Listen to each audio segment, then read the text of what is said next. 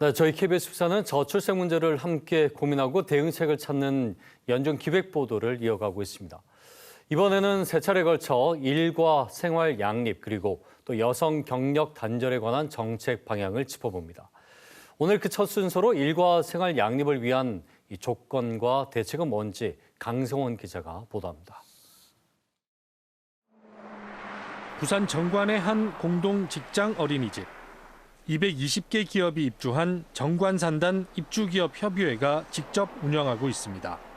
직장인 입장에서는 아침 일찍부터 저녁 늦게까지 안심하고 아이를 맡길 수 있어 육아에 큰 도움이 됩니다. 좀 빨리 맡기고 싶으면 빨리 맡겼다가 또 좀 늦게 좀 하원하고 싶을 때는 그렇게 할 수도 있고. 이 같은 공동 직장 어린이집은 부산에 모두 6곳. 주로 녹산이나 명지, 정관 같은 산업단지에서 운영 중입니다. 현재의 이직률도 줄고 만족도가 높고 그럼으로써 이 기업주와 근로자가 윈윈할 수 있는 그런 좋은 복지 정책인 것 같습니다. 유아용품 전문 유통회사에 다니는 김민경 씨. 4년 전 이 회사에 취업하면서 출산을 결심했습니다. 시간적인 여유가 있어서 애를 병원에 데리고 가거나 연차를 자유롭게 쓸 수가 있으니까 육아에 대한 부담이 좀 덜게 되고.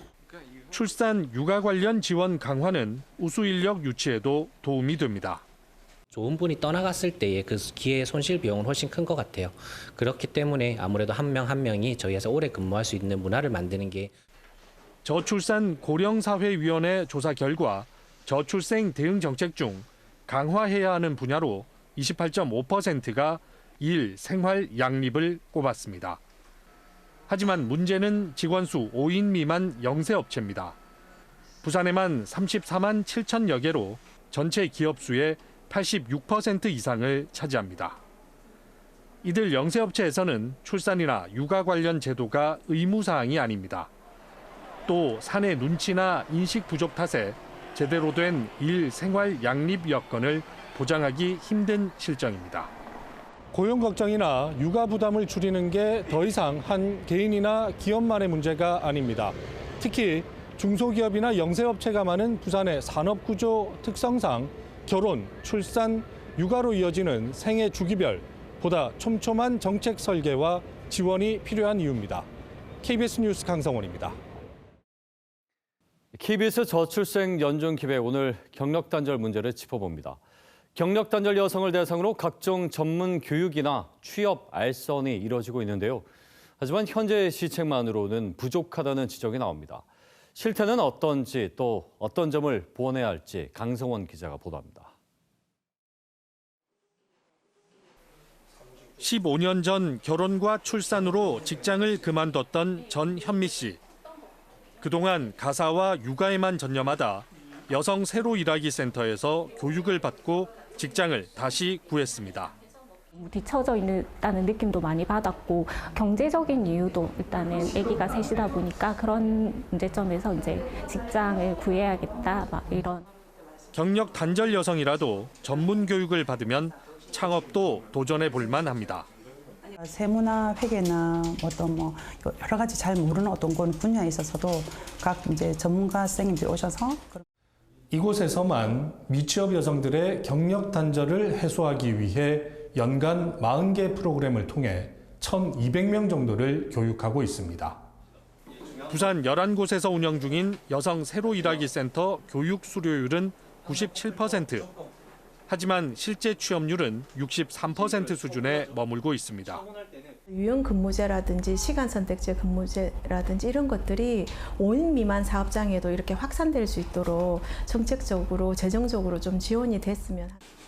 지난해 부산의 15에서 54세 기혼 여성 가운데 미취업 여성 수는 7만 1,000명이었습니다.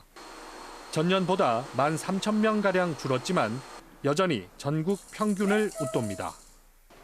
여성 경력 단절을 해소할 시책을 강화하는 것이 일, 생활 양립은 물론 저출생을 해결할 또 다른 방안입니다. KBS 뉴스 강성원입니다. 올해는 부산시가 앞으로 5년치의 저출산 종합계획을 세워야 하는 해입니다. 무엇보다 일, 생활 양립과 또 여성 경력 단절 해소 등 정책 방향을 함께 찾는 것이 과제입니다. KBS 저출생 연중기획 강성원 기자가 보도합니다. 부산에 본사를 둔 친환경 기술기업. 직원 수 350명 규모의 이 회사에서 출산 휴가나 육아 휴직은 남녀 직원 구분 없이 자연스러운 문화로 자리 잡았습니다. 남성 임직원분들도 이제 배우자의 어떤 결혼과 출산에 대해서 마찬가지로 이제 같은 조건으로 육아휴직을. 하지만 직장을 다니며 아이를 키워야 하는 시기라면 긴급 상황 때 돌봄 공백이 가장 큰 걱정거리입니다. 맞벌이 부모 입장에서는 돌봄 공백이 좀 많이 크더라고요. 그러니까 남편하고 저하고도 번갈아 가면서 아기가 이제 아플 때마다 연차 사용하는데 한계가 있어가지고. 직원 수 15명 정도인 한 IT 업체. 11살 아이를 키우는 이아영 씨는 이 회사에서 9년째 근무 중입니다. 그런데 아이가 커갈수록 출산 휴가나 육아 휴직보다는 아이를 돌볼 수 있는 근무 여건이 더 중요하다고 말합니다. 학교를 다니는 아이에 대한 지원이 조금 더 많고 다양했으면 좋겠고, 그런 정보에 대해서 조금 홍보가 좀 잘 돼서. 부산 지역 결혼한 여성의 경제활동 비율은 47.5%, 그 가운데 맞벌이는 85.5%입니다. 이를 중단해야 할 시기를 묻는 말에 10명 중 9명이 일할 수 있을 때까지라고 답했습니다.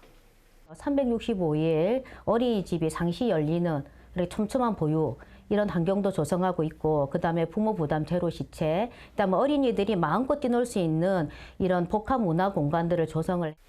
부산시는 출산과 보육, 결혼 장려 등 저출생 문제 해결을 위해 올해 124개 사업에 1조 3천억 원을 쓸 예정입니다.